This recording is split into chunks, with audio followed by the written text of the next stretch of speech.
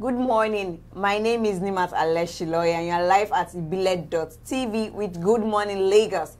Today on the newspaper review, we'll be starting with the Punch, Guardian, Vanguard, The Sun. And to do this with me is... Lucky Audience. Good morning. Okay, so on the Punch newspaper, we have PDP, SDP, RAPC, 36 others form alliance against Buhari. Obasanjo makes surprise appearance at PDP rally. Policemen chase force students to jump off Lagos Bridge. So looking at the PDP, SDP, RAPC, the 39 political parties met in Abuja on Monday where they signed a memorandum of understanding to field a single presidential candidate in 2019. The parties also agreed to work together in all elections that would come up in 2019. The MOU, signed by the People's Democratic Party, the Reformed All Progressives Congress, Social Democratic Party, and 36 others, states that the parties shall promote a positive reaction to the above failures of the present regime and to give hope to all our people. Still on the Punch, there's a piece here that says, my daughter was used for ritual, Ondo ex-deputy governor. The former deputy governor of Ondo State, Alhaji Lasisi Oluboyo, has said his daughter Khadijat was used for ritual. The lifeless body of Khadijat, a student of Adekunle Ajasin University, Akungbao, Akoko, Ondo State, was found in the room of her boyfriend, Adeyemi Alao, on Sunday. But the former deputy governor alleged that the suspect killed and buried his daughter in his room and put his mattress on the grave. Interesting. Moving on to The Guardian. We have 2018 budget shortfalls. Others may rise. Debt to 25 trillion naira. PDP, 38 parties ratify unity candidates for 2019 polls. Goals of executive orders by ONU. Under the 2018 budget shortfalls in the 2018 budget may worsen the national debt status, pushing it to 25 trillion naira by the end of the year. Though the huge amount is far from the debt threshold when compared to a gross domestic product of $363 billion in 2017. It is 3 times more than the 2017 7.4 trillion naira figure and about 4 times that of 2016 6.1 trillion naira. Notably, it cost about 45% of the nation's revenue. And still on The Guardian, we have a piece here that says money market inflows to exceed 2 trillion naira this month. The nation's financial system will record flurry of activities worth 2.02 trillion naira, courtesy of the money market transactions ranging from various maturing government securities to Federal Account Allocation Committee disbursements. On the other hand, there are estimated outflows approximating 828 billion naira from the various sources, including sales of government securities and statutory withdrawals, but leaving a net inflow of about 1.19 trillion naira. That's on The Guardian, on Business Day part of The Guardian. So we'll be moving on to the Vanguard. Yes, on the Vanguard, we have NCDMB wins first Dr. Aliro Pari Award at LOG 2018. Nigeria likely to achieve full FPSO integration by 2026. Total. Participatory partnership key to combating oil theft, BRICS. And also, Adeosun applied for exemption certificates, NYSC. The Minister of Finance said she had her exemption certificates from NYSC, even if a lot of people were saying she didn't. But NYSC had come out to say that yes, she actually did. The National Youth Service Corps on Monday waded into the controversy trailing the authenticity of the exemption certificate intended by the Minister of Finance, Kemi Adeosun. The scheme in a text to the statement by Director of Press and Public Relations, Mrs. Adenike Adeyemi, said available records indicate that Mrs. Adeosun did apply for an exemption certificate. Interesting. There's a piece here on the Vanguard that says that Nigeria's population to hit 235 million in 2022. So we're expecting a very high increase in population. But there's also this, I'm going to take out here, it said Autumn set to leave APC as mediation by governors fails. Said moves by the All Progressive Congress APC governors to reconcile Governor Samuel Autumn of Benue State and President Muhammadu Buhari have derailed, putting the state under political uncertainty as the governor gets set to exit the ruling party. The governor's imminent exit got further traction at the weekend when he dissolved the state cabinet and the process sacked associates of his one-time political patron, Senator George Akume. When the governor dissolved the cabinet, he however retained 4 commissioners who were known not to be in any way linked to Akume, a former governor of the state who wields immense political influence on in the state. Autumn's possible exit from the APC has been mostly fueled by internal feelings of revolt against the APC upon allegations that the federal government, also controlled by the same party, had been indifferent in the state of headsmen. So I think we'll be moving on from the Vanguard. Yes, to the Sun. What do we have on the Sun? On the Sun, we have FG bans tankers, trailers with no safety measures from highways.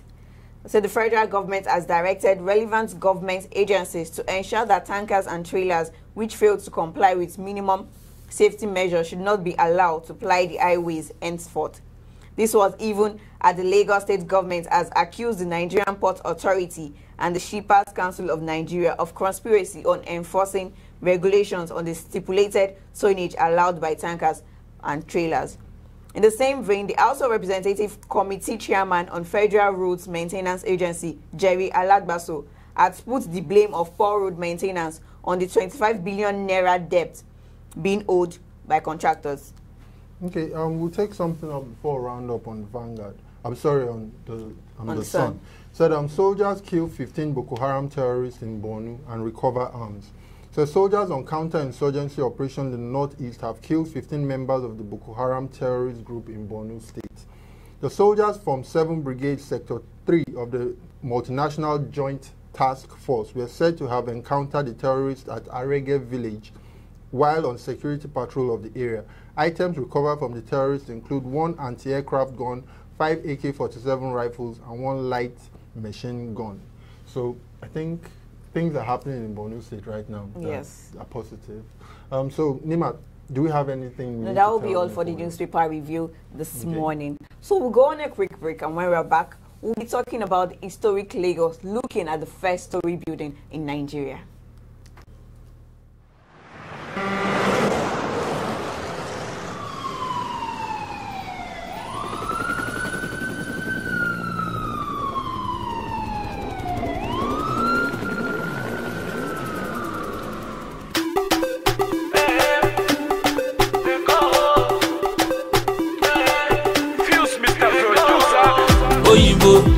Ekolowa Oyinbo, Oyinbo, why you speaking Oyinbo?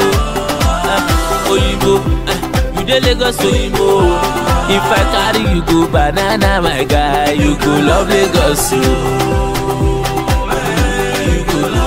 If I carry you go to Elegushi, you go love Lagos. If I carry you go Niru, my guy, you go love Lagos. Sepe see the police, Governor Ambode Kofoshi, helicopter low for Loki. You cannot deny, you no see. Father Keresi la wante misha, Omo Keresi wole ba. Kodu kopa kope la wante misha, Ìtẹ̀síwájú Èkó la wante miwa. It never finish, ọlọ́pàá don get new motor. It never finish, èyí tẹ̀rí yẹ ó ti pọ̀ tó. Oyinbo, Ekolowa Oyinbo, Oyinbo, why you speaking Oyinbo?